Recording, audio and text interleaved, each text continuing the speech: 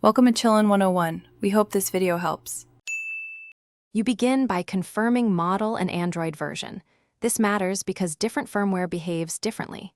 If you can access settings, make sure you have your Samsung account login and a USB-C cable ready. Once done, enable developer options and turn on USB debugging to permit a direct connection. This lets recovery tools communicate. If the phone is locked and you can't reach settings, prepare a PC with Samsung Odin and a stock firmware image for your exact model before moving on. You now boot the phone into download mode.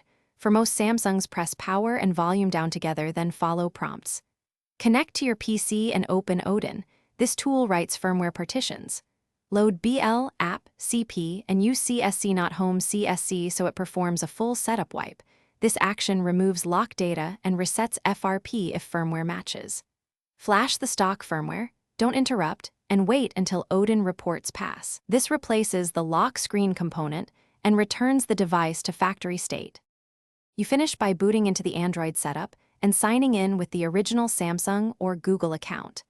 That restores full functionality and prevents reactivation locks. If you encounter FRP or a reactivation lock, make sure you flashed firmware that exactly matches model and region, or use Samsung's official reactivation unlock procedures. If Odin fails or the device won't enter download mode, check USB drivers, try a different cable or port, and repeat the flash. Persistence and exact firmware match are the keys. Thanks for watching. Consider subscribing if we helped you.